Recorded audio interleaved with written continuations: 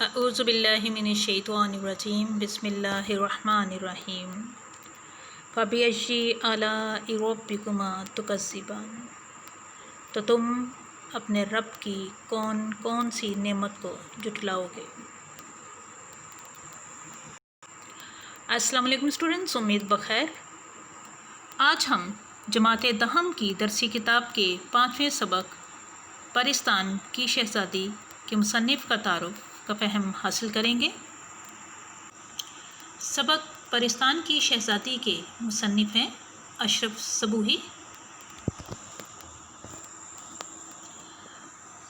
اشرف صبوحی اردو کے صاحب اسلوب ادیب ہیں اور ان کا اصل نام سید ولی اشرف تھا۔ وہ 11 مئی سن 1905 کو دہلی میں پیدا ہوئے تھے۔ اشرف صبوحی کی وفات کی تاریخ بھی نوٹ کرتے چلے جائیے۔ اشرف صبوحی 22 اپریل سن 1990 کو کراچی میں وفات پا گئے اور گلشن اقبال کے قبرستان میں آسودہ خاک ہیں۔ اسٹوڈنٹس، شخصی تعارف کی طرف پڑھتے ہیں۔ اشرف صبوحی نے ابتدائی تعلیم گھر پر ہی حاصل کی۔ سن 1922 میں Anglo Arabic high school Delhi سے میٹرک کا امتحان پاس کیا۔ معروف ادیب شاہد احمد دہلوی ان کے ہم جماعت تھے۔ اشرف صبوحی ڈاکو تار میں ملازم رہے، ڈاکو تار کے محکمے میں ملازم رہے۔ بعد میں آل انڈیا ریڈیو سے وابستہ ہو گئے، یعنی کہ آل انڈیا ریڈیو میں انہوں نے ملازمت اختیار کر لی۔ قیام پاکستان کے بعد لاہور آ گئے۔ سن 1965 میں ملازمت سے سبکدوش ہو گئے اور ہمدرد دواخانہ کے شعبہ مطبوعات سے وابستگی اختیار کر لی۔ سن 1965 میں ملازمت انہوں نے چھوڑ دی اور ہمدرد دواخانہ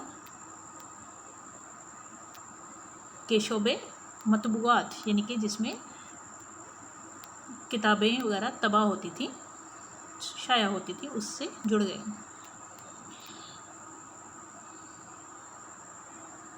اشرف صبوحی کے اسلوب کی طرف بڑھتے ہیں۔ اردو ادب میں کیا مقام ہے، یہ ان کا ادبی تعارف ہے۔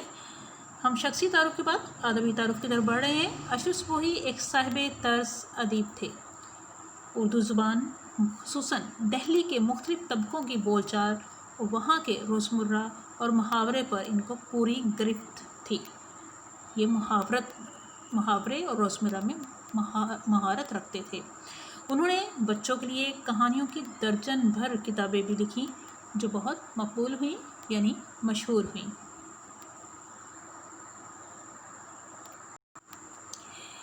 اسٹوڈنٹس، اس سے پہلے ہم جانتے ہیں کہ یہ دہلی کی زبان، محاورہ، روزمرہ کیا ہے، یہ دلی کیا ہے اور دہلیت کیا ہے۔ تھوڑا اس کے بارے میں انٹروڈکشن دیتے ہیں، ضروری ہے۔ تعارف پیش کرتے ہیں جناب سید وقار عظیم صاحب، جو خاص طور پہ تحقیق و تنقید میں ایک مقام رکھتے ہیں۔ دلی، جسے کسی نے شہر کہا، کسی نے نگر اور کسی نے دیار، بس کر اجڑنا اور اجڑ کر بسنا اس کا ازلی مقصوم ہے، یعنی اس کی تقدیر میں لکھ دیا گیا ہے۔ بسنے اور اجڑ کر پھر بسنے کی کہانی 100 مرتبہ دہرائی گئی۔ 1707 کے بعد سے مرہٹوں، جاٹوں، احمد شاہ ابدالی اور نادر شاہ جیسے مہم جو حملہ آوروں نے پے در پے دلی پر حملے کیے اور ہر حملے میں اس کا سہاگ اجاڑ کر چلے گئے، لیکن دلی کے سہاگ کو یوں بار بار اجاڑنے والے اسے اجاڑنے میں کامیاب نہ ہوئے، اس لیے کہ دلی کا سہاگ، جس کا دوسرا نام دہلویت ہے، یا آپ چاہیں تو اسے دلی پن کہہ لیجئے، اجاڑنے اور منانے کی ہر نئی مہم کے ساتھ نئے سرے سے زندہ ہوا۔ دہلویت ایک مخصوص معاشرتی اور تہذیبی مزاج کا نام اور اس کی جیتی جاگتی علامت ہے، اور اس مزاج میں مرہٹوں، جاٹوں، ابدالیوں اور نادر شاہ کے حملے سے جو تغیر یا تبدیلی پیدا ہوئی وہ محض عارضی ہے۔ دہلویت پردوں میں جا چھپتی ہے، فنا نہیں ہوتی، اور اس کی وجہ یہ ہے کہ تغیر و انقلاب کے ہر دور میں چند ایسی ہستیاں ہوتی ہیں جو اسے مٹنے سے بچاتی رہتی ہیں۔ یہ ہستیاں وہی ہیں جن کے وجود سے خانقاہیں، محفلیں اور حویلیاں آباد ہیں، اور جن کے وجود سے دہلویت کا وجود قائم ہے۔ ان کے اٹھنے، بیٹھنے، چلنے پھرنے، بولنے چالنے، اور کبھی کبھی اٹھے بیٹھے، چلے پھرے اور بولے چالے بغیر خاموشی سے ایک گوشے میں بیٹھے رہنے سے یہ دہلیت زندہ ہو کر ہماری آنکھوں کے سامنے آتی ہے، اور ہم بڑی آسانی سے پہچان لیتے ہیں کہ یہ دہلیت ہے۔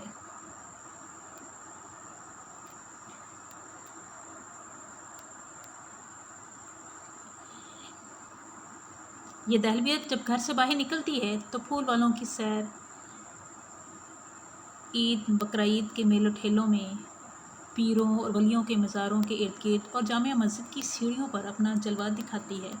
یہ دلی کا اجتماعی جلوہ ہے۔ دلی کو جب کوئی مٹانا چاہتا ہے تو دہلیت کا یہ جلوہ سمٹ کر خانقاہوں،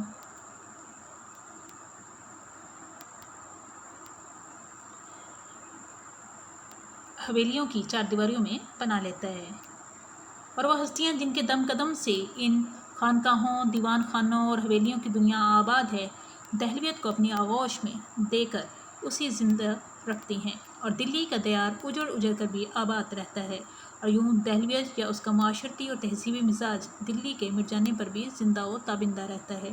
ان ہستیوں کی بدولت جن کی اپنی اپنی ایک الگ دنیا ہے، ان الگ الگ دنیاؤں میں ہمیں کچھ ایسی بات نظر آتی ہے جو دوسری دنیا میں نہیں ملتی، لیکن ان سب چھوٹی چھوٹی دنیاؤں کے انفرادی جلوے میں ہر جگہ اجتماعی جلوے کا رنگ شامل ہے جو دلی کی سرزمین اور اس سرزمین کے ذرے ذرے میں موجود ہے۔ اسی رنگ نے دلی کو دلی بنایا اور ہر سرزمین سے الگ اس کا اپنا مزاج دیا ہے۔ معاشرت اور تہذیب کے مورخ کو دہلیت کا جلوہ دیکھنا ہو تو وہ ان ذروں کے دل میں جھانکتا ہے اور ان چھوٹی چھوٹی انفرادی دنیاؤں سے قریب اور تعارف حاصل کرتا ہے۔ جی، ان چھوٹی چھوٹی انفرادی دنیاؤں سے قرب اور تعارف حاصل کرتا ہے جو دہلی کی معاشرتی اور تہذیبی قدروں کی نشانیاں ہیں۔ یہی انفرادی دنیایں ہیں جن سے متعارف ہونے کا شرف اب سے کوئی ربع صدی پہلے ہمیں اس طرح حاصل ہوا تھا کہ ایک دلی والے نے دلی کی چند عجیب ہستیوں کے نام سے ایک کتاب مرتب کی تھی۔ جی ہاں، اسی کتاب کا ذکر ہو رہا ہے، دلی کی چند عجیب ہستیاں۔ اشرف سبوئی صاحب کی کتاب دلی کی چند عجیب ہستیاں اس اعتبار سے ایک عجیب اور انوکھی تصنیف تھی کہ اس میں دلی کی چند ایسی شخصیتوں کے خاکے پیش کیے گئے تھے جو دہلی کے مخصوص معاشرتی تہذیبی مزاج کے چلتے پھرتے نقش تھے، ایسے نقش جن کے مٹتے اور مدھم پڑتے ہوئے رنگوں میں بھی اس دلی کا عکس تھا جس کی آب و تاب کو نہ مرہٹوں اور جاٹوں کی یورشیں مٹا سکی، نہ احمد شاہ ابدالی اور نادر شاہ کے حملے۔ اب دلی کی چند عجیب ہستیاں کے مؤلف نے اپنی یادوں کے نگار خانے سے چند اور نقش باہر نکالے اور ان نقوش کی مدد سے ایک تازہ مرکہ ترتیب دیا ہے۔ اس تازہ مرکے کو اس نے غبار کارواں کا نام دیا ہے، اور ایک مرتبہ پھر تہذیبی قدروں کے اس شیدائی کے لیے سرور و انبساط کا سرمایہ مہیا کیا ہے جو دلی کو ہمیشہ زندہ دیکھنے کا آرزومند ہے۔ اس تازہ مرکے میں جتنے نقش اپنے مخصوص خد و خال کے ساتھ ابھر کر ہمارے سامنے آتے ہیں وہ اس لحاظ سے تو عجیب ہیں کہ ان میں سے ہر ایک میں کوئی ایسی بات ہے جو دوسرے نقش میں نہیں، لیکن اس اعتبار سے ان سب کا دم غنیمت ہے کہ ان کے ذکر کے ساتھ بظاہر مٹ چکنے والی دلی ایک مرتبہ پھر زندہ ہو جاتی ہے۔ اس نگار خانے کے ایک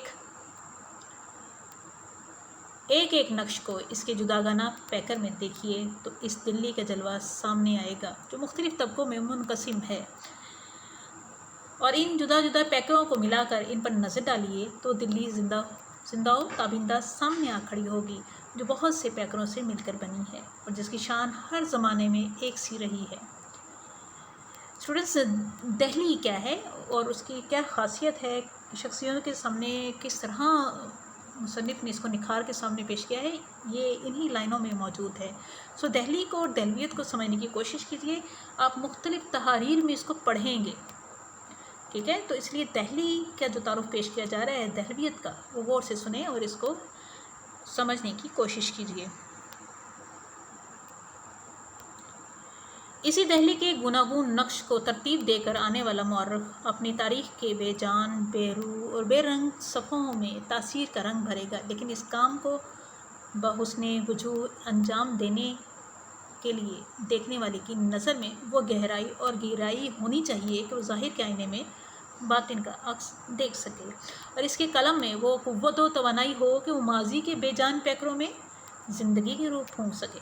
दिल्ली की चंद अजीब हस्तियाँ और फिर गुबारे कारवां के मौलिफ़ व मरतब अशरफ सुबही साहब को अल्लाह ने वही नज़र दी है जो ज़ाहिर के आईने में बातिन का अक्स देखती है, और इनके हाथ में वो कलम है जिसकी क़ुव्वत व तवानाई से माजी के बेजान पैकरों में जान पड़ती है।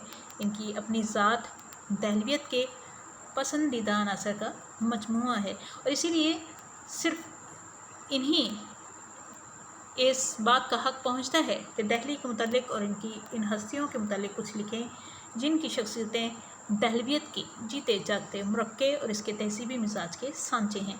दिल्ली के रोज़मर्रा और इसके मुहावरे के तर्जुमान, जिसे दिल्ली के तहज़ीबी पैकर और तहज़ीबी मिजाज का लाज़मा समझना चाहिए, अब एक एक करके अल्लाह को प्यारे होते जा रहे हैं। इसकी पासबानी और निगाहदारी अब सुबही साहब जैसे लोगों के हाथों में है। सुबही साहब अपनी इस ज़िम्मेदारी का शदीद एहसास रखते हैं, और यही एहसास लफ्ज़ों के सांचे में ढलकर गुबारे कारवां की सूरत में नमूदार और जलवा आरा हुआ है। गुबारे कारवां को मैंने दहली के तहज़ीबी मिजाज का मुरक्का कहा है, यानी सैयद वक़ार अज़ीम ने इसे दहली के तहज़ीबी मिजाज का मुरक्का कहा है।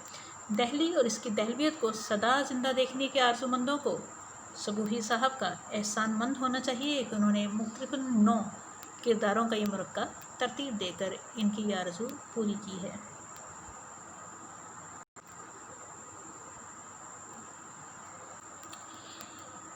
स्टूडेंट्स, आपकी दरसी किताब उर्दू के सफ़ा नंबर 28 पर मुसन्निफ़ अशरफ सुबही का तारुफ मौजूद है। सो इसके आखिरी पैराग्राफ में इनका अदबी मुकाम, इनकी तसानीफ़ के हवाले से पेश किया गया है। इनकी तसानीफ़ यहाँ पे जो दर्ज हैं वो है दिल्ली की चंद अजीब हस्तियाँ, गुबारे कारवां, झरोके, सलमा और बिनबासी देवी। इसके अलावा अशरफ सुबही ने चंद अंग्रेज़ी किताबों का उर्दू तर्जमा भी किया। सो इनकी तसानीफ़ से तारुफ हासिल करते हैं, इनकी किताबें देखते हैं। जी, ये किताबें, ये तसानीफ़ देखिए। नंबर 1 पर इनकी किताब नज़र आ रही है, बगदाद का जौहरी। नंबर 2 पे देखिए, ढोड़ी तारा माथे चांद। नंबर 3 पे देखिए, परियों की कहानियाँ। नंबर 4, शरीर शेरा। देखिए, जैसे जिक्र हुआ है कि उन्होंने बच्चों के लिए दर्जन भर किताबें लिखी हैं। सो किस कदर खूबसूरत नाम दिए हैं। अगली तसनीफ़ है इनकी झरोके। नंबर 6 पे देखिए, मास्टर शामत।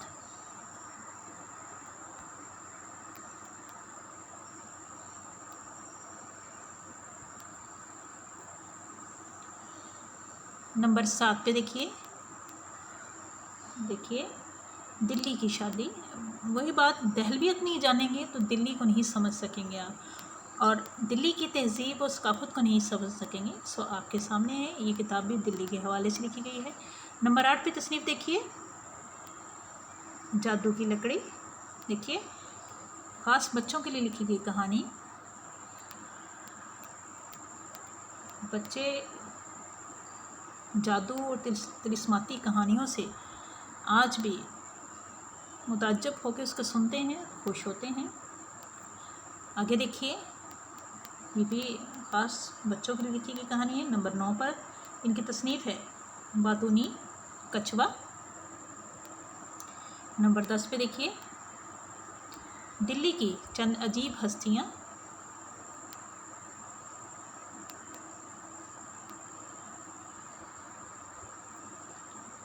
नंबर 12 पे देखिए, बिनबासी देवी। जिसका आपकी किताब में भी जिक्र है ख़ास तौर पर। नंबर 13 पे देखिए, बदर शहज़ादी। सो स्टूडेंट्स, ये था अशरफ सपूही का तारुफ़, और तारुफ़ में हमने उनकी तारीख़ पैदाइश और तारीख़ वफ़ात को याद किया, अहम निकात की सूरत में याद कीजिए। और ख़ास तौर पर आप इनका शख्सी तारुफ़, मुलाज़मत कहाँ की इन्होंने, इनकी तालीम का सिलसिला क्या रहा, और अशरफ सपूही के हवाले से उनका ताल्लुक़, उनकी निस्बत के मरूफ़ अदीब डिप्टी नज़ीर अहमद के पोते हैं और शाहिद अहमद दहलवी के हम जमात थे। ये ताल्लुक़ ख़ास तौर पे याद कीजिए। डिप्टी नज़ीर अहमद दहलवी के हवाले से कि वो भी दिल्ली की तहज़ीब को पेश करते नज़र आते हैं। सो उनका ये रंग इनमें और भी रासख़ हो गया क्योंकि उनके पोते थे। सो स्टूडेंट्स, आप निकात की सूरत में याद करते चले जाएंगे, फिर आप इनका अदबी तारुफ़ अच्छे तरीके से याद करेंगे, जैसे आपके असलूब बताया गया कि इनका क्या असलूब था, और असलूब में ख़ास दिल्ली की जो तहज़ीब, सकाफ़त, रोज़मर्रा और मुहावरे का इस्तेमाल है उसको याद रखेंगे। फिर इनकी तसानीफ़ ख़ास जो आपकी किताब में पेश की गई हैं वो आपके फिंगर टिप्स पे होनी चाहिए यकीनन। इसके अलावा आपके सामने है, आप इसको याद करेंगे और दी गई हिदायत पर अमल करेंगे। उम्मीद दिवासिक है कि आप अपनी तैयारी अच्छी तरह कर रहे होंगे। अपने कॉपीज़ को मुकम्मल रखिए। वस्सलाम।